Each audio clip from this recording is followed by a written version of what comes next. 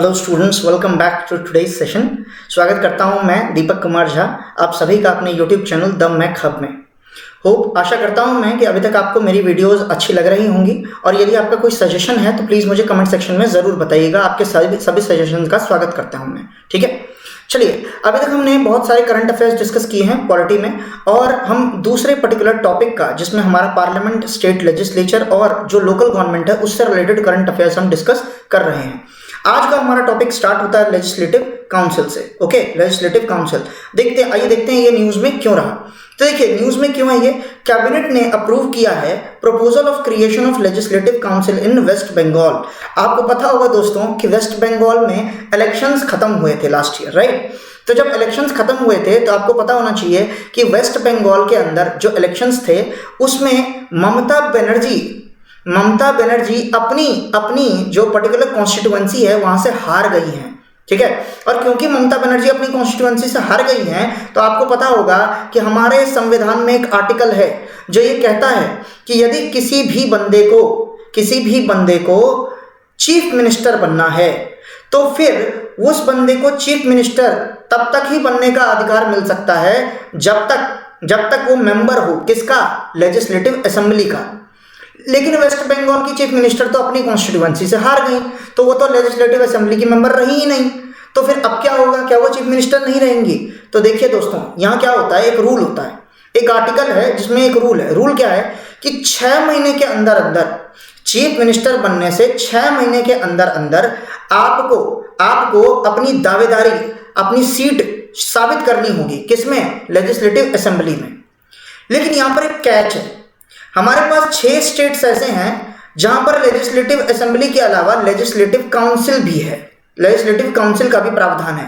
पहले 7 स्टेट्स हुआ करते थे, ठीक है, पहले जहां पर J&K भी आता था। लेकिन जब से आर्टिकल 370 हटा है, ठीक है, 5 अगस्त 2019 जब से आर्टिकल 370 हटा है तब से J&K जो है ये 2 यूनियन टेरिटरीज में डिवाइड हो गया है, एक जम्मू एंड कश्मीर और दूसरा लद्दाख।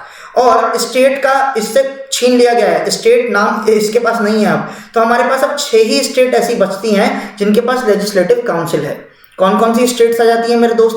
कर्नाटका, तेलंगाना, महाराष्ट्र, है ना, आंध्र प्रदेश, बिहार, ठीक है, यूपी। तो इस तरीके से हमारे पास ये 6 स्टेट्स हैं जिनके पास लेजिस्लेटिव काउंसिल है। तो देखिए यदि वेस्ट बंगाल में लेजिस्लेटिव काउंसिल होती तो लेजिस्लेटिव काउंसिल में ममता बनर्जी अपनी सीट को प्रूव कर देती 6 महीने के अंदर।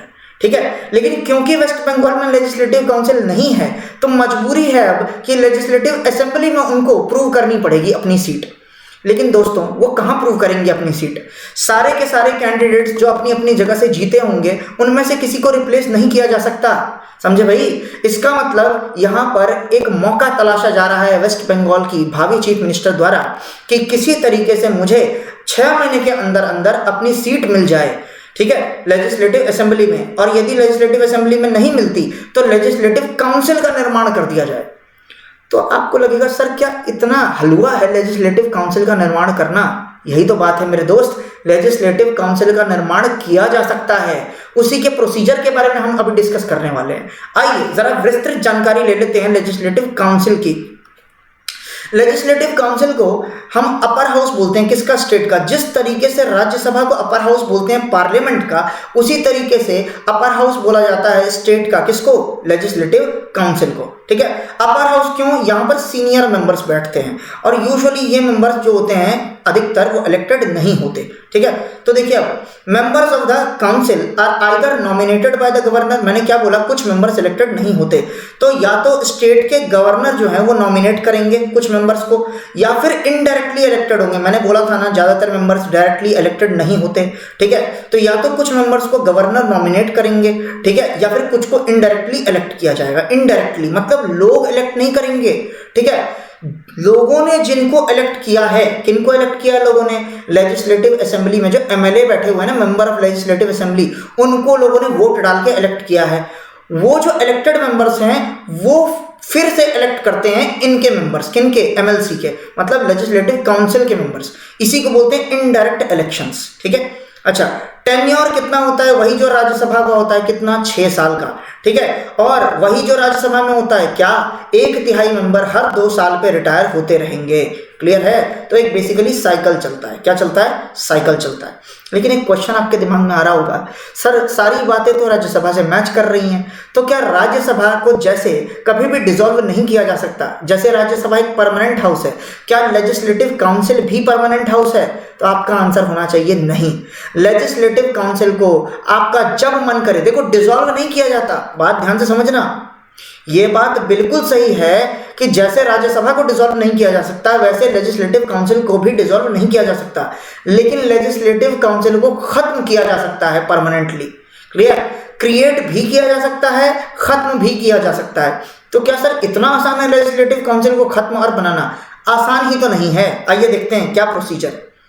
सबसे पहले हम ये देखते हैं कि लेजिस्लेटिव काउंसिल की जो मेंबर्स हैं आखिर वो किस तरीके से डिस्ट्रीब्यूटेड हैं। तो ध्यान से यदि आप मेंबर्स पे नजर डालें तो आपको क्या नजर आएगा कि 1/12 मेंबर्स जो हैं वो इलेक्ट किए जाते हैं। किनके द्वारा? ग्रेजुएट्स के द्वारा। तो 1/12 मेंबर कौन इलेक्ट करेंगे? ग्रेजुएट्स इलेक्ट करेंगे। ओके, 1/12 मेंबर कौन इलेक्ट करेंगे? टीचर्स। तो यहाँ टीचर इलेक्ट नहीं हो रहे, टीचर्स जो होंगे ना उस स्टेट के वो इलेक्ट करेंगे 1/12 मेंबर टोटल एमएलसी की सीटों का। ऐसे ही जो ग्रेजुएट्स होंगे ना आपके स्टेट के वो इलेक्ट करेंगे 1/12 मेंबर इस काउंसिल में से, ठीक है। ऐसे ही जो 1/6 मेंबर है वो नॉमिनेट किया जाएगा गवर्नर के द्वारा। कितने मेंबर्स? 1/6, ठीक है। 1/3 मेंबर्स को कहां से इलेक्ट किया जाएगा? जो आपके स्टेट में लोकल बॉडीज होती हैं जैसे म्यूनिसिपैलिटी, पंचायत। तो म्यूनिसिपैलिटी और पंचायत में से 1/3 मेंबर इस काउंसिल में आएंगे। और 1/3 मेंबर कौन इलेक्ट करेंगे? लेजिस्लेटिव असेंबली के मेंबर्स, मतलब एमएलएज। तो ग्रेजुएट सेलेक्ट करेंगे 1/12, टीचर सेलेक्ट करेंगे 1/12। तो इस तरीके से सोचो, ये टीचर और स्टूडेंट दोनों मिलकर 1/6 मेंबर इलेक्ट करते हैं। Teacher 1/12, graduates 1/12। उसके बाद जो गवर्नर होंगे वो नॉमिनेट करेंगे कितने मेंबर्स? 1/6 मेंबर्स। उसके बाद जो आपके म्यूनिसिपैलिटीज होती हैं, पंचायत बॉडीज होती हैं जिन्हें हम लोकल बॉडीज कहते हैं, ये कितने मेंबर सेलेक्ट करेंगे? 1/3। और उसके बाद जो एमएलएज होते हैं ये कितने मेंबर सेलेक्ट करेंगे? 1/3। क्लियर? कितने? 1/3। चलिए अब हम आगे बढ़ते हैं, एलिजिबिलिटी क्राइटेरिया देख लेते हैं कि कौन एलिजिबल है इसके इलेक्शंस लड़ने के लिए। कौन कौन एलिजिबल है? आइए एलिजिबिलिटी क्राइटेरिया पर नजर डालें। कोई भी इंडियन सिटीजन जो कम से कम 30 वर्ष का हो। कितने वर्ष का? 30 वर्ष का, ठीक है, वो इसका इलेक्शन लड़ सकता है। जबकि एमएलए का इलेक्शन लड़ने के लिए कितने वर्ष चाहिए? कम से कम 25। इसीलिए इसको लोअर हाउस बोला जाता है। क्यों? यहाँ पर यंग मेंबर्स भी होते हैं। जबकि लेजिस्लेटिव काउंसिल को क्या बोला जाता है? Upper house. क्यों? यहाँ पर सीनियर मेंबर्स होते हैं, मतलब 30 साल is the minimum age of becoming a member, ठीक है। A person cannot simultaneously be a member of parliament and state legislature। ये बहुत ज्यादा इंपॉर्टेंट है। ऐसा नहीं हो सकता कि आप पार्लियामेंट में किस लोकसभा या राज्यसभा दोनों में से किसी एक में भी हों और साथ में अपने स्टेट में भी आप एमएलसी या एमएलए बन के बैठे हों। ऐसा नहीं हो सकता। एक समय पर या तो आप किस में होंगे? पार्लियामेंट में, या फिर आप किस में होंगे? स्टेट लेजिस्लेचर में। क्लियर? चलिए, अच्छा तो आप सोच रहे होंगे सर लेजिस्लेटिव काउंसिल क्या संवैधानिक है? मतलब ये जो लेजिस्लेटिव काउंसिल है पूरा, क्या ये संवैधानिक है? यस। आर्टिकल नंबर 169 जो है कॉन्स्टिट्यूशन का, वो ये कहता है कि पार्लियामेंट एक कानून के द्वारा क्रिएट भी कर सकता है और हटा भी सकता है। किसको? लेजिस्लेटिव काउंसिल को। देखो भाई कितनी मजे की बात है कि लेजिस्लेटिव काउंसिल होता किसका है? स्टेट का होता है, लेकिन इसको बनाने और इसको हटाने का अधिकार किसके पास है? पार्लियामेंट के पास है। किसके पास है? पार्लियामेंट। तो क्या सर ये पूरा अधिकार पार्लियामेंट के पास है? नहीं, इस प्रक्रिया में ना रोल स्टेट का भी है। क्या है वो देखते हैं। यदि लेजिस्लेटिव असेंबली, ध्यान से सुनना, यदि स्टेट की लेजिस्लेटिव असेंबली अपने असेंबली के अंदर एक रेजोल्यूशन पास करे, किससे? स्पेशल मेजॉरिटी से। कौन सा रेजोल्यूशन? कि हमें अपने स्टेट में लेजिस्लेटिव काउंसिल बनाना है या फिर हटाना है। जैसे आंध्र प्रदेश के जो वाईएसआर रेड्डी की सरकार जो इस समय है, जगन मोहन रेड्डी चीफ मिनिस्टर हैं वहाँ के, वो कह रहे हैं कि हमारे स्टेट के अंदर लेजिस्लेटिव काउंसिल को हटा दिया जाए। उनकी ऐसी डिमांड है, मतलब उन्होंने अपने स्टेट से ऐसा पारित किया, सेंट्रल गवर्नमेंट के पास भेजा, मतलब पार्लियामेंट के पास भेजा है कि प्लीज हटा दिया जाए हमारे स्टेट से लेजिस्लेटिव काउंसिल को। क्यों? क्योंकि उनकी लेजिस्लेटिव काउंसिल के अंदर ज्यादातर मेंबर्स किसके बैठे हैं? किसके बैठे हैं? ऑपोजिशन के बैठे हैं। किसके बैठे हैं? तेलुगु देशम पार्टी के। ठीक है, तो टीडीपी के जो मेंबर्स, चंद्रबाबू नायडू, आपको पता होगा पहले चीफ मिनिस्टर थे वो आंध्रा के, तो वो ऑपोजिशन में बैठे हैं। अब सोचो यदि ज्यादातर मेंबर ऑपोजिशन के बैठे हों लेजिस्लेटिव काउंसिल में, तो कोई भी बिल जो आराम से पास हो रहा है लेजिस्लेटिव असेंबली से, वो कुछ समय के लिए ही सही रुक तो जाएगा ना लेजिस्लेटिव काउंसिल में, यदि ऑपोजिशन ना चाहे तो। यदि ऑपोजिशन की मंशा खराब हो, वो बिल को पास ही नहीं होने देना चाहते, तो वो कुछ दिनों के लिए रोक लेंगे लेजिस्लेटिव काउंसिल में। इससे क्या होगा? गवर्नमेंट अपनी स्कीम्स को ग्राउंड लेवल पे जल्दी से जल्दी इंप्लीमेंट नहीं कर पाएगी। क्लियर? इसीलिए वाईएसआर जगनमोहन रेड्डी की सरकार ये चाहती है कि उनके स्टेट से लेजिस्लेटिव काउंसिल को खत्म कर दिया जाए। तो यदि आपको लेजिस्लेटिव काउंसिल खत्म करना है या फिर बनाना है, जैसे वेस्ट बंगाल नया बनाना चाहती है, क्योंकि उसमें एंट्री लेनी है किसको? चीफ मिनिस्टर ममता बनर्जी, जो अपनी सीट नंदीग्राम से हार गई हैं। ठीक है, सुवेंदु सरकार जो है, जो पहले किसमें थे आपके, ये वेस्ट बंगाल की जो इसकी जो पार्टी है तृणमूल कांग्रेस, उसके थे सुवेंदु सरकार जो है, उन्होंने बंगाल की जो चीफ मिनिस्टर हैं, भावी चीफ मिनिस्टर, उनको हरा दिया नंदीग्राम की सीट से। तो इसलिए वो मौका तलाश रही है किसी तरीके से उनको एक सीट मिल जाए 6 महीने के अंदर अंदर, इसलिए वो चाह रही है लेजिस्लेटिव काउंसिल का गठन किया जाए। ठीक है, तो यदि आपको लेजिस्लेटिव काउंसिल नहीं बनानी है या फिर हटानी है, दोनों ही आप कर सकते हैं आर्टिकल नंबर 169 के अनुसार। लेकिन उसके लिए पहले आपकी स्टेट के लेजिस्लेटिव असेंबली को 2/3 से, स्पेशल मेजोरिटी होता है 2/3 बहुमत से रेजोल्यूशन पास करना पड़ेगा, और फिर ये पास होकर कहाँ जाएगा? पार्लियामेंट के पास, और फिर पार्लियामेंट इसे पास करके एक लॉ बनाएगी। उस लॉ के तहत ही ये कारनामा अंजाम होगा। ठीक है, आपको लगता है कि पार्लियामेंट में मेजोरिटी किसके पास है? बीजेपी के पास, बीजेपी लेड एनडीए के पास, ठीक है, गठबंधन के पास। आपको लगता है कि टीएमसी की इस प्रस्ताव को स्वीकारेगी बीजेपी? ठीक है, एक न्यूट्रल पर्सपेक्टिव से सोचिए इस बात को। आइए आगे देखते हैं, आर्टिकल नंबर 171 क्या कहता है? आर्टिकल नंबर 171 ये कहता है कि लेजिस्लेटिव काउंसिल के पास, लेजिस्लेटिव काउंसिल के अंदर 1/3 more than cannot have more than 1/3 of the number of MLAs in the state and not less than 40 members। इसका मतलब ये हुआ कि यदि आपके स्टेट के अंदर यदि लेजिस्लेटिव असेंबली में, सपोज कीजिए आपके स्टेट की लेजिस्लेटिव असेंबली में सपोज कीजिए 90 सीटें हैं। कितनी सीटें हैं? 90 सीटें। तो आपके स्टेट की लेजिस्लेटिव काउंसिल में, ध्यान सुनना, आपकी स्टेट की लेजिस्लेटिव काउंसिल में 30 से ज्यादा मेंबर नहीं हो सकते। किससे ज्यादा नहीं हो सकते? 30 से ज्यादा। ठीक है, मैं एक एग्जांपल दे रहा हूं आपको, 30 से ज्यादा 1/3। लेकिन यदि आपका ये 1/3 40 से कम है, तो कम से कम कितने मेंबर होने जरूरी हैं? 40 मेंबर्स। कितने मेंबर जरूरी हैं होने? 40 मेंबर्स। याद रहे।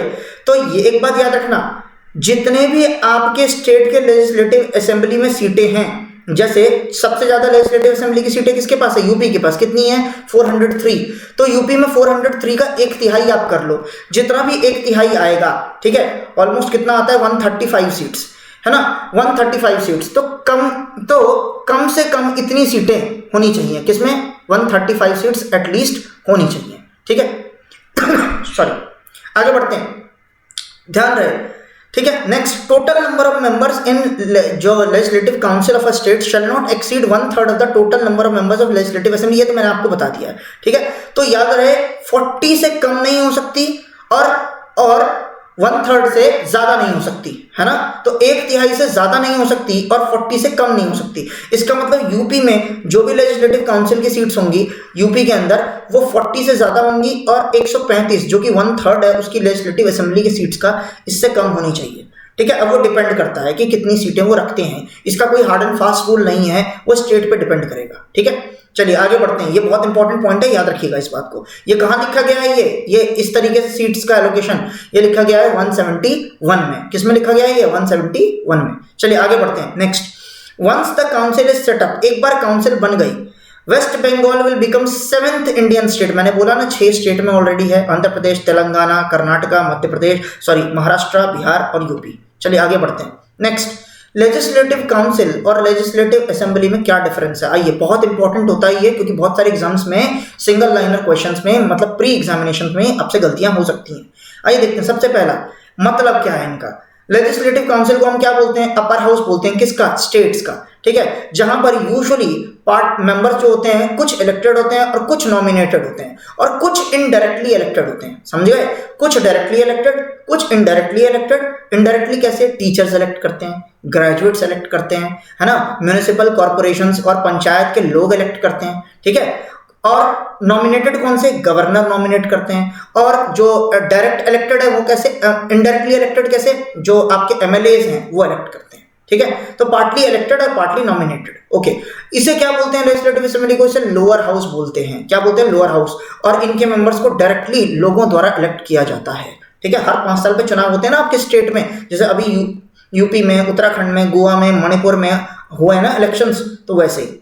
प्रिसाइडिंग ऑफिसर, हेड कौन करेगा लेजिस्लेटिव काउंसिल को? जैसे राज्यसभा को हेड कौन करते हैं? चेयरमैन, वैसे ही यहाँ पर भी चेयरमैन। और जैसे लोकसभा को स्पीकर, यहाँ पर भी स्पीकर।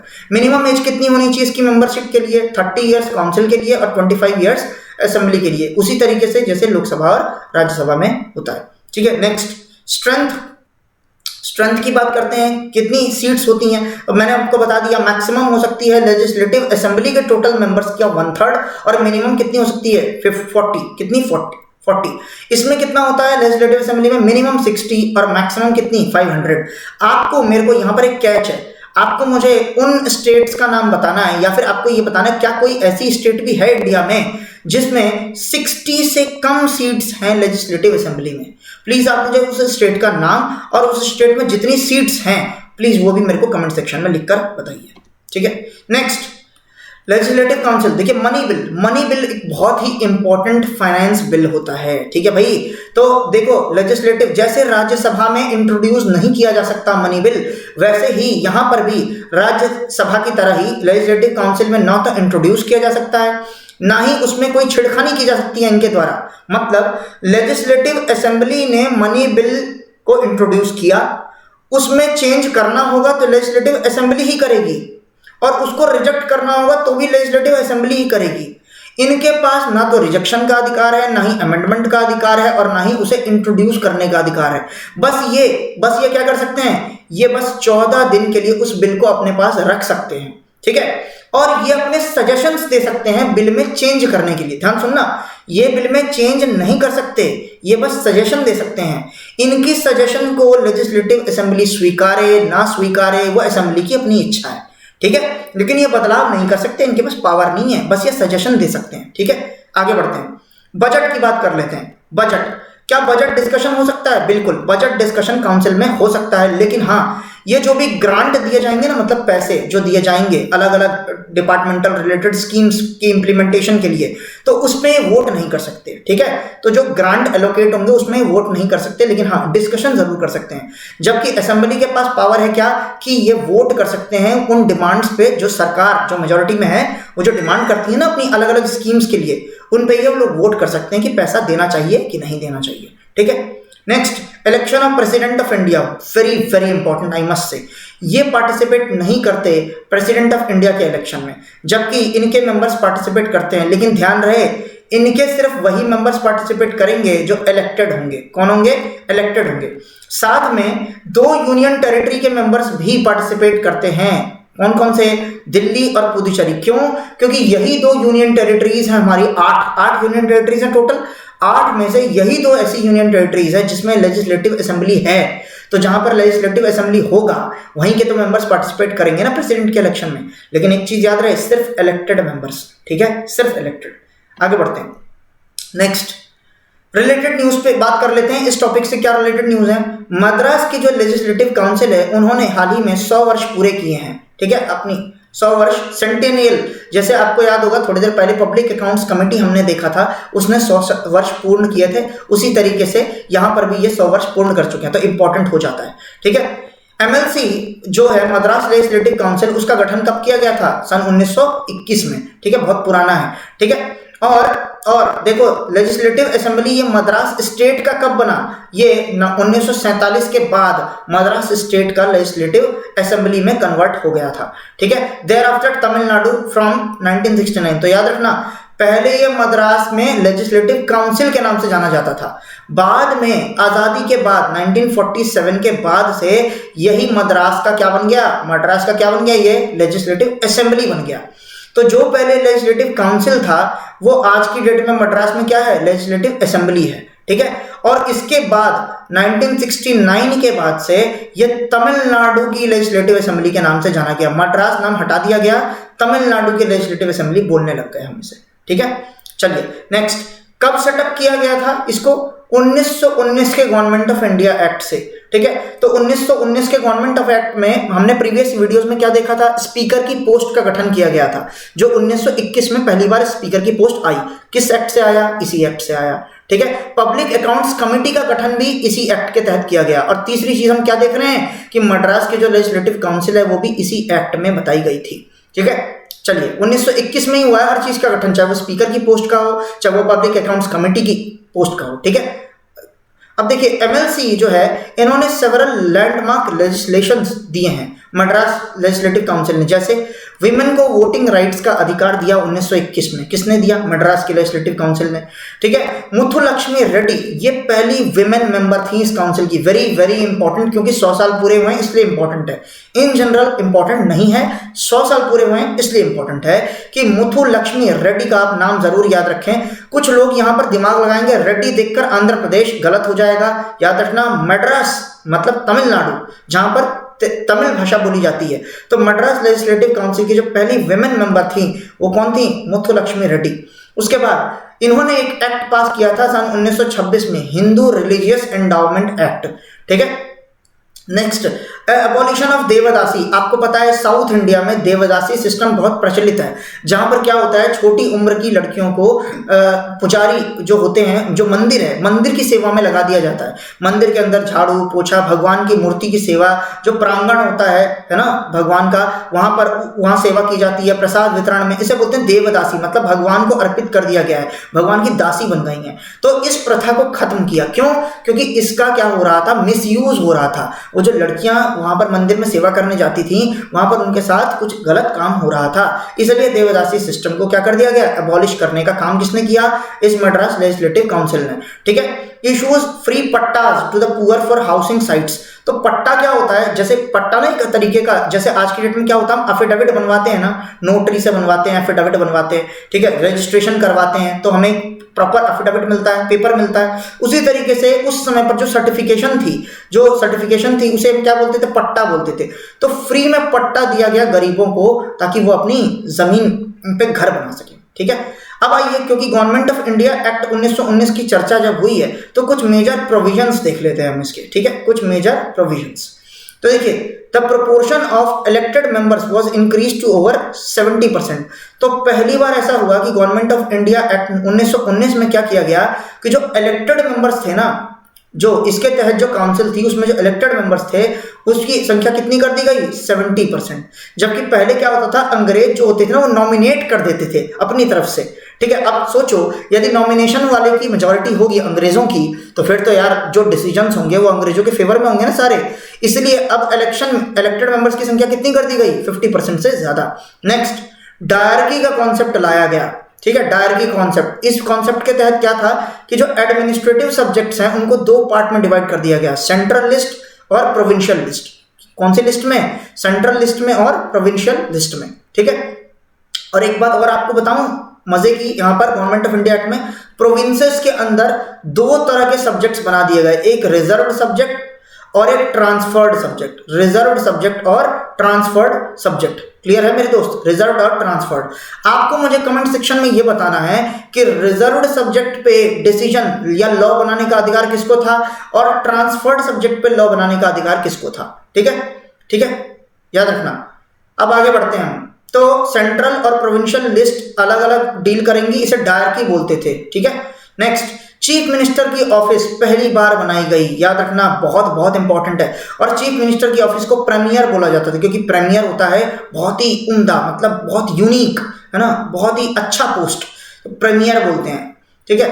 अब देखिए नेक्स्ट, एक seat in each territorial plural member constituency 28। तो जो प्लूरल मेंबर कॉन्स्टिट्यूएंसी थी, प्लूरल मेंबर क्या होते हैं, जहां हर तरीके के मेंबर होते हैं, ठीक है, तो वहां पर एक सीट जो थी वो नॉन ब्राह्मण्स के लिए क्या कर दी गई थी, रिजर्व कर दी गई थी। क्या कर दी गई थी, रिजर्व। प्लूरल का मतलब होता है यार अलग अलग तरीके के लोग होते हैं, अलग अलग कास्ट के लोग, अलग अलग रिलीजन्स के लोग, अलग अलग जेंडर के लोग, तो वहां पर नॉन ब्राह्मण्स के लिए एक सीट हर टेरिटोरियल प्लूरल मेंबर कॉन्स्टिट्यूएंसी में रिजर्व कर दी गई थी। कितनी ऐसी कॉन्स्टिट्यूएंसीज थी, 28 थी ओवरऑल, ठीक है। आइए अब हम अदर इंपॉर्टेंट न्यूज का डिस्कशन कर लेते हैं, ठीक है, जो बाकी अदर इंपॉर्टेंट न्यूज हैं इसी कैटेगरी के अंदर। कौन सी कैटेगरी, हमारा जो लेजिस्लेचर का कैटेगरी है। सबसे पहला office of profit. Office of profit, देखिए इस केस में क्या हुआ, सुप्रीम कोर्ट ने क्या बोला है कि जो गवर्नर है वो इलेक्शन कमीशन के ओपिनियन के ऊपर, इलेक्शन कमीशन का जो भी ओपिनियन होगा उसके ऊपर गवर्नर अपनी राय नहीं दे सकता। समझे, ध्यान समझना फिर से, गवर्नर की नहीं चलेगी, किसके ऊपर, इलेक्शन कमीशन की राय के ऊपर। इलेक्शन कमीशन ने यदि कुछ बोल दिया तो वो फाइनल है, गवर्नर उसके ऊपर फिर डिसीजन नहीं ले सकता, ठीक है। तो बात किस चीज की हो रही है सर, इलेक्शन कमीशन ने ऐसा क्या बोल दिया। तो देखो भाई क्या था कि जो 12 एमएलए थे ना मणिपुर में, उनकी डिस्क्वालिफिकेशन, अब तो मणिपुर में नए इलेक्शन हो चुके हैं, अब तो कोई बात ही नहीं है ना, पूरी मेजोरिटी मिल गई है बीजेपी को, 32 सीट्स है वहां पर, 60 में से बीजेपी नहीं जीती है, तो इस बार तो पूरी उससे हो गया काम। लेकिन पिछली बार क्या हुआ था, मणिपुर में 12 एमएलए डिस्क्वालीफाई कर गए थे, ठीक है। तो 12 एमएलए जो डिस्क्वालीफाई कर गए थे, ठीक है, जो मतलब शिफ्ट हो गए थे दूसरी पार्टी में, तो ऑफिस ऑफ प्रॉफिट होल्ड करने के चलते 12 एमएलए को क्या कर दिया गया था, डिस्क्वालीफाई कर दिया गया था। क्या कर दिया गया था, डिस्क्वालीफाई, ठीक है। तो इलेक्शन कमीशन के इस ओपिनियन पे गवर्नर सवाल उठाने लग गए थे, तो सुप्रीम कोर्ट ने यह बोला कि गवर्नर को कोई हक नहीं बनता कि वो इलेक्शन कमीशन की जो राय है उसके ऊपर सवाल उठाए, ठीक है। आइए तो पूरा मैटर देख लेते हैं। जो ऑफिस ऑफ प्रॉफिट होता है ना, उसको कॉन्स्टिट्यूशन में कहीं भी डिफाइन नहीं किया गया है। वेरी वेरी इंपॉर्टेंट पॉइंट, मैं आपको बता नहीं सकता ये स्टेटमेंट कितनी ज्यादा इंपॉर्टेंट है। ना ही ये रिप्रेजेंटेशन ऑफ पीपल्स एक्ट जो 1951 का है ना उसमें मेंशन्ड है, मतलब ना ही संविधान में मेंशन्ड है और ना ही रिप्रेजेंटेशन ऑफ पीपल एक्ट 1951 का जो है उसमें मेंशन्ड है। लेकिन फिर सर ये आया कैसे, ये शब्द आया है कोर्ट्स की समय समय पर जो जजमेंट आई है ना उससे रिलेटेड है ये, ठीक है। अब देखिए इसका एसेंस क्या है, एसेंस क्या है कि आखिर ये पूरी बात जो की है सुप्रीम कोर्ट ने, इसके पीछे का लॉजिक क्या है। ये है कि ऑफिस ऑफ प्रॉफिट जो है ये टर्म इसलिए आया कि लेजिस्लेटर्स जो होते हैं ना, जो मेंबर होते हैं लेजिस्लेटिव असेंबली के या लेजिस्लेटिव काउंसिल के, वो अपने कार्य को, जो भी उनको काम दिया गया है पब्लिक की सेवा करने का, उसको वो आराम से करें, फ्रीली करें, ठीक है। उनके ऊपर कोई ऑब्लिगेशन नहीं होना चाहिए गवर्नमेंट ऑफ द डे का। मतलब ऐसा नहीं कि मैं आपको लालच दे दूं कि भैया देखो मैं आपको ना एनटीपीसी का चेयरमैन बना देता हूं। ध्यान समझना, मान लीजिए कोई एमएलए है, उसको लालच मिल रहा है गवर्नमेंट से कि आप यदि मान लो अपोजिशन का कोई एमएलए है और अपोजिशन के एमएलए को मैं एक लालच दे दूं कि यदि आप यहां पर रिजाइन करते हैं और मेरी पार्टी ज्वाइन कर लेते हैं, बात समझना, आप यदि अपोजिशन की पार्टी छोड़कर मेरी पार्टी ज्वाइन कर लेते हैं तो मैं आपको गवर्नमेंट के एक ऑटोनोमस बॉडी का या फिर गवर्नमेंट के अंडर एक पीएसयू का, सपोज एनटीपीसी का, मैं आपको बहुत बड़े पोस्ट पे आपको वहां पोस्ट दे दूंगा, ठीक है। तो आप एंजॉय कीजिए वो वाली पोस्ट, एमएलए के साथ साथ आप वो पोस्ट एंजॉय कीजिए। तो बेसिकली क्या है कि यहां पर लालच के चक्कर में हो सकता है वो एमएलए अपनी पार्टी छोड़कर आपकी पार्टी में इसीलिए सम्मिलित हो जाए क्योंकि आपने उसे ऑफर दिया, क्योंकि आप गवर्नमेंट में थे उस दिन। इसका मतलब ये हुआ कि ऑफिस ऑफ प्रॉफिट जो है ना ये बहुत इंपॉर्टेंट हो जाता है लाना। एक ऐसा ऑफिस आप गवर्नमेंट ऑफ इंडिया के अंदर एंजॉय कर रहे हो जो आपके लिए क्या है, प्रॉफिटेबल है ना, अपार्ट फ्रॉम बीइंग एमएलए के अलावा आप ये काम कर रहे हो तो गलत है ये, ठीक है। इसको रोकने के लिए ऑफिस ऑफ प्रॉफिट का कॉन्सेप्ट आया था। फर्दर क्या है कि पार्लियामेंट जो है उसमें प्रिवेंशन ऑफ डिस्क्वालिफिकेशन एक्ट आया है 1959 में, पार्लियामेंट में पास किया गया है। इसमें क्या बोला गया है, वो सारी बातें बताई गई हैं जिन ऑफिसेस को एग्जम्प्ट किया गया है डिस्क्वालिफिकेशन से। मतलब कुछ ऐसे ऑफिसेस भी हैं जिन पे कार्य करने से आपको डिस्क्वालीफाई नहीं किया जाएगा। क्लियर है भाई, कुछ ऐसे ऑफिसेस भी हैं। ये बात कहां मेंशन्ड है, प्रिवेंशन ऑफ डिस्क्वालिफिकेशन एक्ट 1959 में, ठीक है। नेक्स्ट अंडर, अच्छा आपको एक काम करना है, आपको मेरे को वो सारी कंडीशंस बतानी है जिसमें आप ऑफिस ऑफ प्रॉफिट को एंजॉय करते हुए डिस्क्वालीफाई नहीं होंगे। आपको खोजना है वो गूगल पे, बुक में, कहीं भी आपको मिले, और वो प्लीज कमेंट सेक्शन में मेंशन कीजिए, इससे आपकी ज्ञान में भी वृद्धि होगी। जिसका भी आंसर सही होगा मैं वहां उसे लाइक कर दूंगा या फिर हार्ट दे दूंगा, ठीक है। चलिए next, under article 102 clause number 1 and article 191 clause number 1, very very important. एक एमपी बोले तो यहां पर आर्टिकल 102 मतलब कहां की बात हो रही है, यहाँ पार्लियामेंट की बात हो रही है बॉस। और एमएलए बोले तो आर्टिकल नंबर 191 क्लॉज नंबर 1 मतलब किसकी बात हो रही है, ये बात हो रही है legislative assembly of the state, ठीक है। इनको बार किया गया है, बार मतलब मना किया गया है from holding any office of profit under central और स्टेट गवर्नमेंट। मतलब एक एमएलए जो है वो भी गवर्नमेंट के अंदर ऑफिस ऑफ प्रॉफिट एंजॉय नहीं कर सकता। कौन से आर्टिकल के तहत, 191, मतलब ये बात संविधान में लिखी गई है, इसलिए बहुत इंपॉर्टेंट हो जाता है, समझे भाई। और जो एमपी है उसको रोका गया है कौन से आर्टिकल के तहत, आर्टिकल नंबर 102 क्लॉज नंबर 1 के तहत। Next, representation of peoples act जो है 1951, इसमें भी ये बोला गया है, याद रहे ऑफिस ऑफ प्रॉफिट की डेफिनेशन कहीं भी संविधान में मेंशन नहीं है, ना ही रिप्रेजेंटेशन ऑफ पीपल्स एक्ट 1951 में मेंशन है, डेफिनेशन मेंशन नहीं है, लेकिन हाँ ये चर्चा जरूर हो रखी है, ठीक है। Next, representation of peoples act 1951 में ये भी बोला गया है कि जो ऑफिस ऑफ प्रॉफिट है वो भी एक ग्राउंड बन सकता है आपके डिस्क्वालिफिकेशन का। तो देखो भाई, जो मेंबर्स होते हैं ना लेजिस्लेटिव असेंबली के या फिर पार्लियामेंट के, उनको डिस्क्वालीफाई करने के कई रीजंस हो सकते हैं। हो सकता है कि आपके पास अपार संपत्ति हो, है ना, जो आपने करप्शन से कमाई हो सकता है कि आप कोई ऐसा बिजनेस चला रहे हो जिसमें आप क्या हो गए हैं, दिवालिया घोषित हो गए हैं, मतलब आपका बिजनेस फेल कर गया है, ठीक है, तो तब भी आपको डिस्क्वालीफाई कर दिया जाएगा। क्योंकि सोचो, यदि आप दिवालिया हो गए तो आप क्या करोगे, गलत तरीके अपनाओगे गवर्नमेंट के अंदर से पैसे निकाल के अपनी कंपनी को बचाने के लिए, ठीक है। तो इसलिए जैसे ही आप किसी कंपनी चलाते थे साइड में और आप दिवालिया हो गए, यदि ये बात पता लग गई तो आपको वहीं तुरंत एमएलए की सीट से बर्खास्त कर दिया जाएगा, एमपी की सीट से बर्खास्त कर दिया जाएगा। क्यों? क्योंकि आप गवर्नमेंट के पैसों का गलत फायदा उठा के अपनी कंपनी को बचाने की कोशिश कर सकते हैं, ठीक है। तो इररिस्पॉन्सिबल हो जाएंगे आप पावर को लेकर। इसलिए दूसरा, आप अपने दिमाग का संतुलन खो चुके हो तब भी आपको हटाया जा सकता है, ठीक है, डिस्क्वालीफाई किया जा सकता है। और क्या हो सकता है कारण, आप डिफेक्ट हो गए हो, मतलब अपनी पार्टी छोड़कर किसी दूसरी पार्टी को आप इलेक्शन के बाद ज्वाइन कर लेते हैं, ये गलत है। इलेक्शन से पहले आप कर सकते हैं, इलेक्शन के बाद ज्वाइन नहीं कर सकते आप दूसरी पार्टी। एक बार आप इलेक्शन लड़ चुके हैं किसी और पार्टी से तो आप दूसरी पार्टी में नहीं जा सकते, ये भी एक कारण बनता है डिस्क्वालिफिकेशन का। और एक और कारण डिस्क्वालिफिकेशन का क्या है, यदि आप ऑफिस ऑफ प्रॉफिट एंजॉय कर रहे हैं सेंट्रल या स्टेट गवर्नमेंट में, समझे भाई। तो ये बात रिप्रेजेंटेशन ऑफ पीपल्स एक्ट में भी लिखी गई है कि ऑफिस ऑफ प्रॉफिट भी एक कारण हो सकता है आपके डिस्क्वालिफिकेशन का, ठीक है। आइए इससे रिलेटेड कुछ सुप्रीम कोर्ट की लैंडमार्क जजमेंट्स देखते हैं। सन 1964 की बात है, सुप्रीम कोर्ट ने यह कहा अपनी जजमेंट में कि जो टेस्ट है ये पता करने का कि कोई भी person office of profit hold करता है या नहीं, वो टेस्ट कौन सा है, test of appointment, test of appointment, ठीक है। मतलब यदि किसी भी पर्सन का अपॉइंटमेंट हो रखा है किसी बड़े पोस्ट पे, जैसे चेयरमैन, एमडी, सीईओ, तो यदि अपॉइंट हो रखा है वो बंदा तो तुरंत डिस्क्वालीफाई कर दिया जाएगा। क्योंकि अपॉइंटमेंट वो एक टेस्ट है जिससे ये पता लगेगा कि उस बंदे ने ऑफिस ऑफ प्रॉफिट एंजॉय किया है। ये कौन से जजमेंट की बात हो रही है, 1964 की बात हो रही है। अब आइए एक दूसरे जजमेंट की बात करते हैं, प्रद्युत बोरदोलोई वर्सेस स्वपन रॉय, सन 2001 की जजमेंट है ये, प्रद्युत बोरदोलोई वर्सेस स्वपन रॉय। इसमें सुप्रीम कोर्ट ने ये बात साफ कर दी कि 4 ब्रॉड प्रिंसिपल हैं जिसके बिहाफ पर यह तय होगा कि कोई भी पर्सन ऑफिस ऑफ प्रॉफिट को एंजॉय कर रहा है या नहीं। और यदि ये 4 ब्रॉड प्रिंसिपल्स के आधार पर यह साबित हो जाता है कि कोई एमएलए या एमपी ऑफिस ऑफ प्रॉफिट की पोस्ट एंजॉय कर रहा था, तब उसको डिस्क्वालीफाई कर दिया जाएगा। क्लियर है भाई बात। तो 4 ब्रॉड प्रिंसिपल ये याद रखना, क्योंकि आज की डेट में यही चलता है, ठीक है। ये तो पुराना हो गया, 1964 वाला पुराना हो गया कि सिर्फ अपॉइंटमेंट देखते थे। आज की डेट में 4 ब्रॉड प्रिंसिपल्स पे काम होता है, ठीक है। नेक्स्ट, अच्छा ये 4 ब्रॉड प्रिंसिपल्स कौन से हैं, आइए देखते हैं फटाफट, बहुत इंपॉर्टेंट है ये चारों प्रिंसिपल।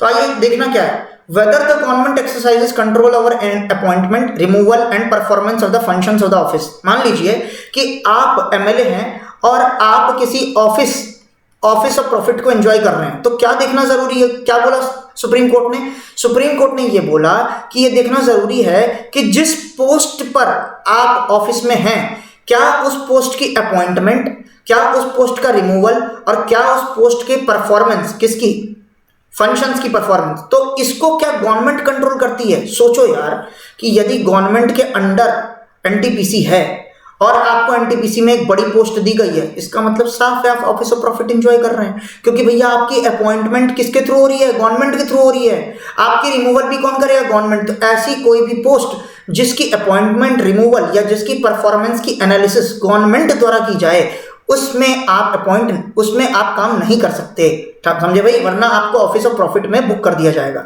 नेक्स्ट दूसरी चीज क्या हो सकती है कि ऐसा कोई भी ऑफिस जहां पर रेम्यूनरेशन अटैच्ड हो, मतलब पैसे के बिहाफ पर काम हो रहा हो, मतलब आप सैलरी एमएलए की भी ले रहे हैं और साथ में आप सैलरी बाहर से भी ले रहे हैं, तो ये काम आप नहीं कर सकते, ठीक है। Next, whether the body in which the office is held has government powers. देखो भाई, ऑफिस के अंदर ऐसी कोई भी बॉडी जिसमें गवर्नमेंट की तरफ से पावर है, मतलब गवर्नमेंट का पैसा लगा हुआ है उसमें, या फिर जो उस ऑफिस का काम जहां पर चल रहा है उसके लिए जमीन गवर्नमेंट ने दी हो, या फिर उसकी लाइसेंस भी गवर्नमेंट देती हो, तो कहीं से भी यदि गवर्नमेंट के पावर्स की इन्वॉल्वमेंट हो गई तो उस ऑफिस में भी यदि आप काम कर रहे हैं तो वो ऑफिस ऑफ प्रॉफिट में बुक कर दिया जाएगा, ठीक है। Next, whether that office enables the holder to influence by the way of patronage. मतलब मान लीजिए कि आपको किसी भी ऑफिस में एक पोस्ट पे रख दिया गया और आप क्या करते हैं कि उस पोस्ट का फायदा उठा के अपने किसी रिलेटिव की भर्ती करवा लेते हैं उसमें, तो ये भी ऑफिस ऑफ प्रॉफिट में बुक किया जाएगा। मतलब आप गलत इस्तेमाल कर रहे हैं अपनी इन्फ्लुएंस, अपना प्रभाव जो है ना उस पोस्ट का, वो प्रभाव अपना दिखाकर अपने रिलेटिव्स को, अपने फ्रेंड्स को, ठीक है, क्या कर ले रहे हैं, वहां पर अपॉइंट कर ले रहे हैं, ठीक है। तो ये भी ऑफिस ऑफ प्रॉफिट में आप बुक हो जाएंगे। तो ये 4 केसेस हैं जहां पर आप गवर्नमेंट, यदि कोई भी किसी भी तरीके से गवर्नमेंट का कंट्रोल है अपॉइंटमेंट में, रिमूवल में, परफॉर्मेंस में, और तब आप काम कर रहे हैं तो फिर तब भी ऑफिस ऑफ प्रॉफिट, या फिर आप पैसा अलग से ले रहे हैं तब भी ऑफिस ऑफ प्रॉफिट, या फिर गवर्नमेंट की पावर्स का आप मिसयूज कर रहे हैं तब भी ऑफिस ऑफ प्रॉफिट में बुक हो जाएंगे, या फिर अपनी उस पर्टिकुलर पोस्ट की पावर का, इन्फ्लुएंस का यूज करके अपने रिलेटिव, फ्रेंड्स का नौकरी लगवा रहे हैं या उन्हें अनड्यू एडवांटेज दे रहे हैं, तब भी आप ऑफिस ऑफ प्रॉफिट में बुक हो सकते हैं, ठीक है। नेक्स्ट, इसका एक और बहुत फेमस केस है सन 2006 का, Jaya Bachchan versus union of India. इसमें सुप्रीम कोर्ट ने क्या कहा था कि ये जो क्वेश्चन है कि कोई बंदा ऑफिस ऑफ प्रॉफिट एंजॉय कर रहा है या नहीं, इसको डिसाइड करने के लिए सुप्रीम कोर्ट ने क्या बोला कि क्या देखना जरूरी है कि whether the office is capable of yielding a profit और pecuniary gain and not whether the person is actually obtained a monetary gain. ध्यान से समझना, ये देखना जरूरी है, ये देखना जरूरी नहीं है कि वो जो इंसान, ध्यान से समझना, जो जया बच्चन थी ना इस केस में, देखो ये केस अलग से हम डील कर सकते हैं यदि आपकी इच्छा हो तो, लेकिन फिलहाल हमारे लिए केस उतना इंपॉर्टेंट नहीं है। ये केस में क्या था कि जया बच्चन जो समाजवादी पार्टी जो थी, जब यूपी में थी, तब उसमें क्या था, जया बच्चन जी को ना वहां पर समाजवादी पार्टी ने एक गवर्नमेंट ऑफिस में भी एक पोस्ट दे दी थी अलग से, ठीक है। तो इसी पर कोर्ट केस हो गया था। तो जब कोर्ट केस हुआ तो उस समय पर जया बच्चन के ऊपर जब कोर्ट केस हुआ तो सुप्रीम कोर्ट ने ये बोला कि हमें ये नहीं देखना कि जो पर्सन है उसको मॉनेटरी गेन हुआ है कि नहीं। बात समझना, पर्सन को मॉनेटरी लाभ हुआ है कि नहीं वो इंपॉर्टेंट नहीं है, इंपॉर्टेंट ये है कि ऑफिस को प्रॉफिट हो रहा है या नहीं। यदि उस ऑफिस को, ध्यान समझना, यदि उस ऑफिस को प्रॉफिट हो रहा है या उस ऑफिस को गेन हो रहा है, तब उस पर्सन के ऊपर ऑफिस ऑफ प्रॉफिट लगाया जा सकता है, ठीक है। पर्सन को देखना, सिर्फ उस व्यक्ति को देखना जरूरी नहीं है, उस पूरे ऑफिस का गेन देखना जरूरी है। क्लियर है भाई बात। इस केस को अधिक स्टडी करने के लिए यदि आप बोलेंगे तो मैं अलग से वीडियो बना दूंगा, ठीक है, कमेंट सेक्शन में बता दीजिएगा, या फिर फिलहाल के लिए प्री के लिए हमारे सिर्फ ये इंपॉर्टेंट है, ठीक है। चलिए आगे बढ़ते हैं। नेक्स्ट, इससे रिलेटेड और क्या न्यूज है, suspension of MP 12 member of parliament from Rajya Sabha suspended for the entire session. 12 Rajya Sabha के मेंबर्स को पूरे सेशन के लिए क्या कर दिया गया है, सस्पेंड कर दिया गया है। 12 एमपी राज्यसभा के, ठीक है। तो देखो ऐसा किसके तहत किया गया है, कोई तो रूल होगा ना सर, बिल्कुल है। देखो रूल नंबर 256 किसका, conduct of business in Rajya Sabha. Rajya Sabha के अंदर जो बिजनेस होता है, डे टू डे बिजनेस जो बैठक होती है, उसका रूल नंबर 256 यह अधिकार देता है कि सस्पेंड किया जा सकता है किसी मेंबर को पार्लियामेंट से, ठीक है। नेक्स्ट, और ये अधिकार को एक्सरसाइज कौन करेगा, ऑब्वियसली जो राज्यसभा को हेड करेगा, चेयरमैन, बोले तो vice president of India. Next, the rule has been used, अभी तक इस रूल का इस्तेमाल कितनी बार किया जा चुका है, 13 बार, ठीक है, इन द पास्ट, अभी तक पीछे इतिहास में 13 बार यूज किया जा सकता है और इससे 26 मेंबर को अभी तक सस्पेंड किया जा चुका है। ठीक है, 1962 से लेकर अभी तक। ठीक है, चलिए आगे बढ़ते हैं। इस रूल नंबर 256 को थोड़ा विस्तृत तरीके से समझते हैं। रूल नंबर 256 में यह बोला गया है कि जो चेयरमैन है, में मतलब चेयरमैन की इच्छा पे डिपेंड करता है। चेयरमैन में इच्छा मतलब ये नहीं कि यार इच्छा हुई तो कर दो, नहीं, इच्छा मतलब कंडीशन ऐसी होनी चाहिए। ठीक है, तो चेयरमैन में इफ ही डीम्स नेसेसरी, यदि चेयरमैन को लगता है जरूरी तो ठीक है, तो वो क्या कर सकता है, जो अथॉरिटी, जो चेयरमैन की अथॉरिटी को डिसरिगार्ड करे, या फिर जो काउंसिल के रूल्स हैं, काउंसिल के जो रूल्स हैं उनको डिसरिस्पेक्ट करे। आपने सुना होगा अक्सर राज्यसभा में गाली गलौज हो जाती है, या फिर जो गाली गलौज हो जाती है एक दूसरे के ऊपर, है ना, क्या फेंकने लग जाते हैं, बुक्स फेंकने लग जाते हैं, कोई डॉक्यूमेंट कोई पेपर फेंकने लग जाते हैं, या फिर हाथ उठा के बात कर देते हैं। तो ऐसे किसी भी रूल की यदि उल्लंघना होती है और चेयरमैन को ये लगता है कि ये डिसिप्लिनरी एक्शन लेना जरूरी है, तो या फिर बिजनेस को, जो राज्यसभा की डे टू डे बिजनेस है उसको प्रभावित कर रहे हैं जानबूझ के। ठीक है, आपने अक्सर देखा होगा कि राज्यसभा में हाल ही में ऐसा होता रहता है। ठीक है, कि अपनी सीट के ऊपर चढ़ जाएंगे, गाली गलौज करने लग जाएंगे, है ना, या बुरा भला करने लग जाएंगे, या कोई अभद्र भाषा का प्रयोग करने, या किसी के ऊपर टिप्पणी करने लग जाएंगे, मानहानि करने लग जाएंगे। तो जानबूझ के जब ऐसा होता है ताकि राज्यसभा के बिजनेस को, मतलब डे टू डे मैटर्स को रोका जा सके, कोई बिल पारित नहीं होने देना चाहते, तो उस केस में आर्टिकल नंबर 256 एक्टिव कर सकता है चेयरमैन, और उसके तहत वो उस मेंबर को निरस्त कर सकता है उस पूरे सेशन के लिए। ठीक है, जो भी मेंबर इसके चपेट में आते हैं, जो भी मेंबर का नाम इसमें आएगा, उनको सस्पेंड किया जा सकता है। ठीक है, for a period not exceeding, मतलब सिर्फ उस सेशन के लिए वो सस्पेंड हो सकते हैं, ऐसा नहीं अगले सेशन के लिए हो जाएंगे, नहीं, उस सेशन में जितने भी दिन बाकी रहेंगे, या जितने भी घंटे बाकी रहेंगे, या जितने भी हफ्ते बाकी रहेंगे, उसके लिए वो सस्पेंड कर दिया जाएगा वो मेंबर। ठीक है, काउंसिल में at any time on a motion being made resolve that suspension be terminated. और यदि सिर्फ सस्पेंशन, मतलब इतना ज्यादा गलत काम कर दिया है उस मेंबर ने कि सिर्फ सस्पेंशन से काम नहीं चलेगा, तो क्या होगा, उस पर्टिकुलर मेंबर के खिलाफ राज्यसभा में एक मोशन लाया जाएगा, और यदि वो मोशन पास हो गया राज्यसभा में, तो उस पर्टिकुलर मेंबर को उस सेशन के लिए नहीं, राज्यसभा में हमेशा के लिए टर्मिनेट कर दिया जाएगा। बात समझ रहे हैं आप मेरी, राज्यसभा में हमेशा के लिए टर्मिनेट कर दिया जाएगा। मतलब अब यदि उसे दोबारा कभी आना भी है ना, तो इलेक्शन लड़ के आएगा वो, समझे भाई। तो सस्पेंशन होती है सिर्फ एक सेशन के लिए, मतलब अगले सेशन में आप आएंगे। ठीक है, जब भी सेशन शुरू होगा पार्लियामेंट का, मॉनसून सेशन में मान लीजिए आपको सस्पेंड किया, तो विंटर सेशन में आप आ सकते हैं। लेकिन यदि आपके खिलाफ मोशन ले आए राज्यसभा में और वो पास हो गया, तो आपको टर्मिनेट कर दिया जाएगा, समझे भाई, राज्यसभा से। Next, expansion of council of ministers, ये भी न्यूज में था। ठीक है, क्यों न्यूज में था ये देखते हैं। जो यूनियन गवर्नमेंट है उन्होंने अपने काउंसिल ऑफ मिनिस्ट्री को सस्पेंड कर दिया है। ठीक है, ये क्वेश्चन मैंने आपको पिछली वीडियो में शायद पूछा भी था।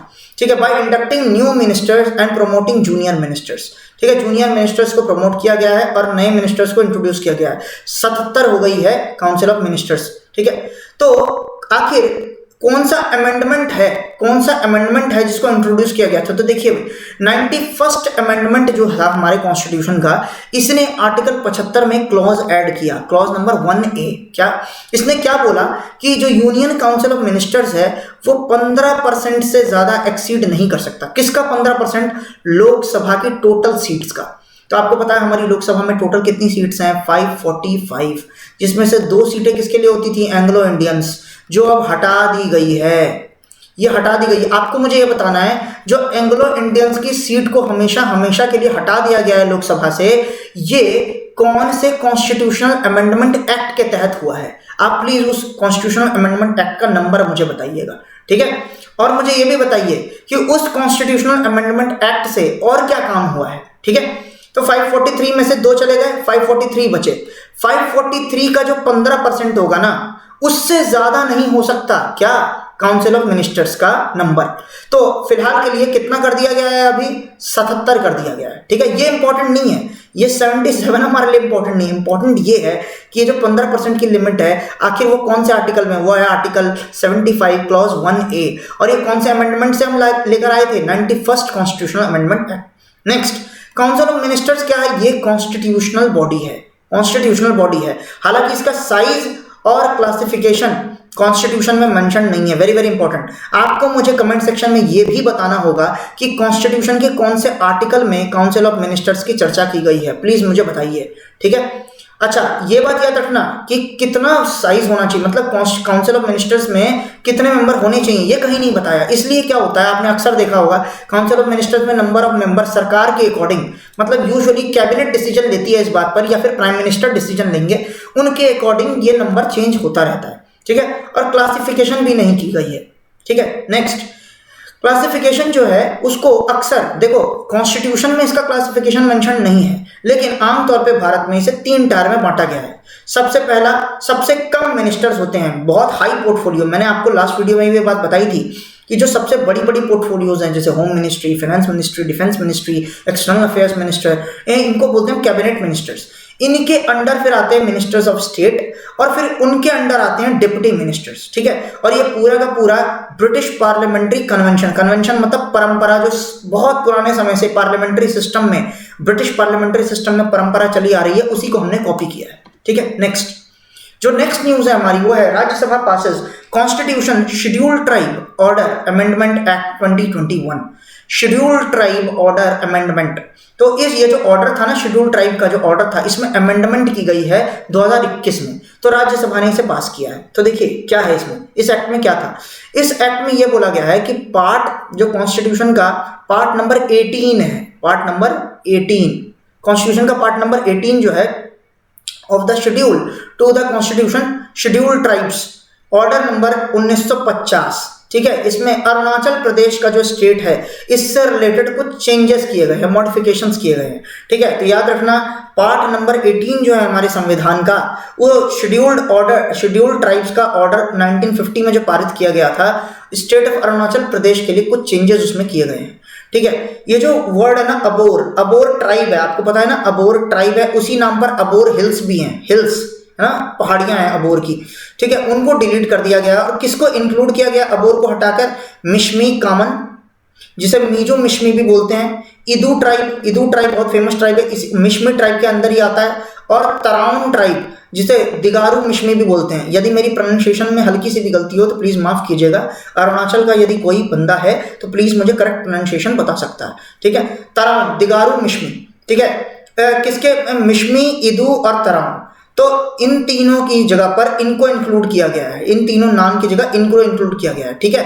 क्योंकि क्या होता है, यदि यही नाम स्ट्रिक्टली होंगे ना, तो कभी कभी क्या होता है, कुछ ट्राइब्स में कॉमन नाम है या कुछ ट्राइब्स में मीजो मिश्मी है, तो फिर उसके चक्कर में ना वो बाहर हो जाते हैं, एसटी क्या रिजर्वेशन प्राप्त नहीं कर पाते वो लोग, ठीक है। जो बेनिफिट्स एसटी को मिलने चाहिए वो इनको फिर नहीं मिल पाएंगे। तो प्रॉपर ना मिश्मी, इदू और तराउन की जगह अब ये वाले नाम लेकर हम आए हैं, ठीक है। नेक्स्ट, मोनपा, मेम्बा, सरतांग और सजुलांग, जो मिजी ट्राइब्स है ना, उनके ये क्या है, सब ट्राइब्स हैं, ठीक है। तो मोम्बा की जगह पर अब ये पूरा का पूरा इंक्लूड किया जाएगा, क्योंकि सिर्फ मोम्बा इंक्लूड करने से सिर्फ मोम्बा वाले ट्राइब्स को ही फायदा मिलता था, लेकिन अब इन सारे सब ट्राइब्स को भी फायदा मिलेगा, ठीक है। अच्छा, कॉन्स्टिट्यूशन में ये पावर किसको मिली है मॉडिफिकेशन की, तो देखो क्या होता है, कॉन्स्टिट्यूशन ने प्रेसिडेंट को ये पावर दी है कि वो स्पेसिफाई कर सकते हैं STs in various states and union territories, ठीक है। आपको पता होगा लास्ट वीडियो में हमने ये भी डिस्कस किया था ओबीसी से रिलेटेड, आपको याद होगा कल की वीडियो में मैंने ये बात डिस्कस की थी कि प्रेसिडेंट के पास पहले पावर थी सेंट्रल लिस्ट की, ओबीसी की भी और स्टेट लिस्ट की भी, लेकिन इसको फिर सुप्रीम कोर्ट ने क्या किया, बदलने को कहा। इसी से ministry of social justice and empowerment ने उसे बदल दिया अमेंडमेंट लाके, ठीक है।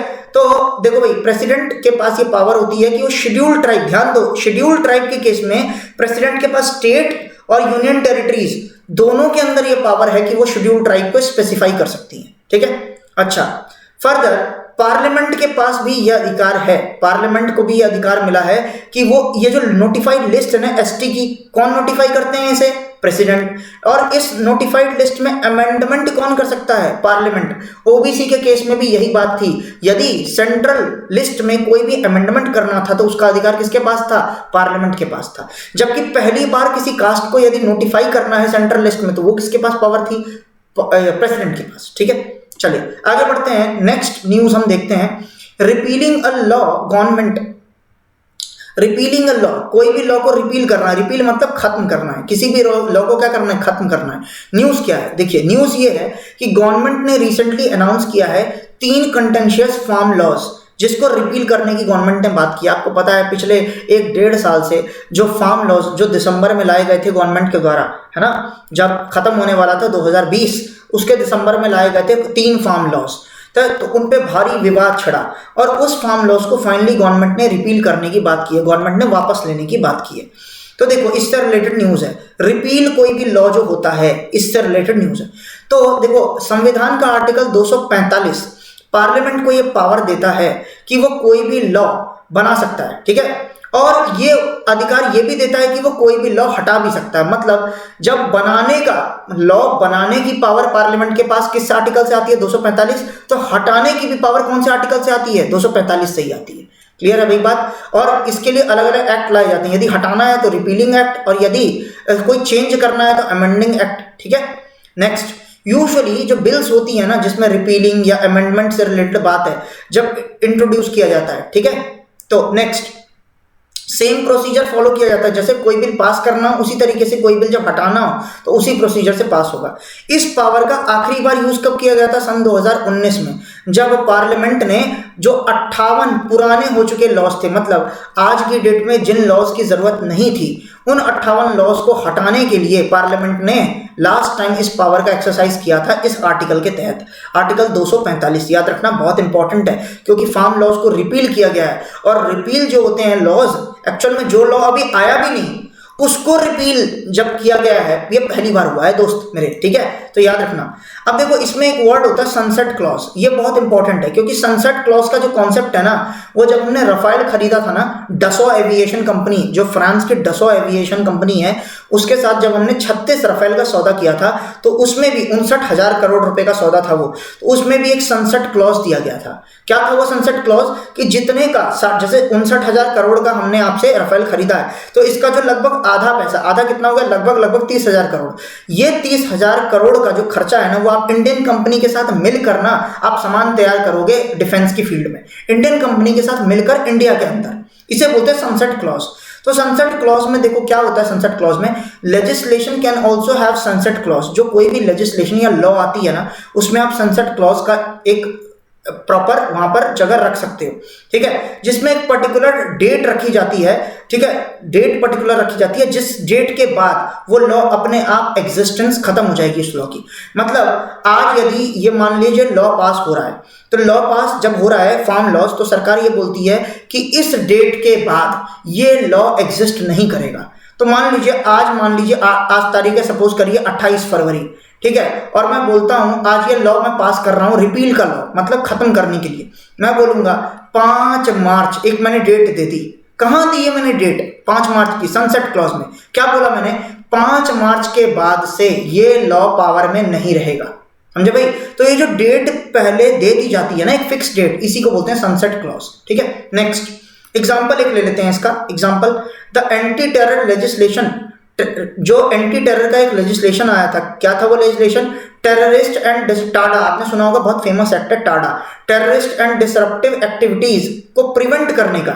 डिसरप्टिव मतलब जो बाधा होती है, ठीक है, तो टेररिस्ट एक्टिविटी या कोई ऐसी एक्टिविटी जो बाधा है आपके रेगुलर काम में, ठीक है, उसके प्रिवेंशन के लिए एक्ट लाए थे हम 1987 में, ठीक है, इसे टाडा बोलते हैं। आपने टाडा कोर्ट भी सुना होगा, मुंबई में जो ब्लास्ट हुआ था, सीरियल ब्लास्ट मुंबई का 1993 का, उसमें टाडा कोर्ट की स्थापना की गई थी वहां पर, ठीक है, and was allowed to lapse, और इस लॉ को खत्म कब कर दिया गया? 1995 में। कब खत्म किया गया इसे? 1995 में। चलिए इसके बाद हमारे पास क्योंकि एक ऐसा लॉ आ गया है जिसमें ये लॉ अपने आप कवर हो जाता है। कौन सा लॉ? यूआपा, है ना, आपने सुना होगा, अनलॉफुल एक्टिविटीज प्रिवेंशन एक्ट, यूआपा के अंदर टाडा कवर हो चुका है, तो फिर टाडा की क्या जरूरत है, हटा दो। तो 1995 में से हमने क्या कर दिया था? रिपील कर दिया था। चलिए, तो इस तरीके से हमारा आज का लेक्चर क्या हुआ, खत्म हुआ दोस्तों। हम मिलते हैं